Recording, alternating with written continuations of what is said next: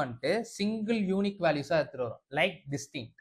ஓகேவா? டிஸ்டிங்க்ட் என்ன பண்ணுதோ அதே தான் இது பண்ணும். பட் நம்ம இங்க என்ன சொல்லியிருக்கோம், சம் பண்ண சொல்லியிருக்கோம்ல, அது சம்மும் பண்ணிடும். இப்போ பேங்க் ஏக்கு எவ்வளோ, பேங்க் பிக்கு எவ்வளோன்னு சொல்லி சம் பண்ணி யூனிஃபைடா எடுத்துட்டு வந்ததுதான் குரூப் பை. ஓகேவா?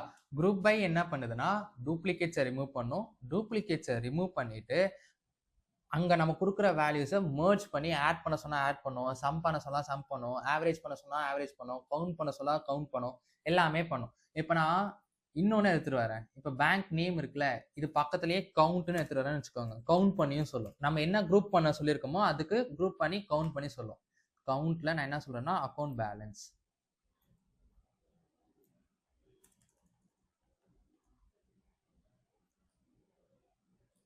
Account balance as count. ஓகேவா? இப்படி கொடுத்தனா பேங்க்னு சொல்லி கவுண்ட் பண்ணியும் சொல்லும். ஓகேவா? அப்ப என்ன பண்ணோம்னா ஏபி இத்தனை இருக்கு, இது சம் பண்ணும் பண்ணிடும், டூப்ளிகேட்ஸ் எல்லாம் ரிமூவ் பண்ணிடும். இதுதான் குரூப் பை. குரூப் பை என்ன பண்ணோம்னா யூனிக் வேல்யூஸை மட்டும் வச்சுட்டு லைக் டிஸ்டன்ஸ் மிச்சம் எல்லாத்தையுமே ரிமூவ் பண்ணிடும். ஓகேவா? புரியும்னு நினைக்கிறேன். உங்களுக்கு ஏதாவது டவுட்ஸ் இருந்துச்சுன்னா கமெண்ட் பாக்ஸில் லீவ் பண்ணிட்டு போங்க. நான் அதுக்கு எக்ஸ்பிளைன் பண்ணி உங்களுக்கு நான் சொல்கிறேன். சரியா?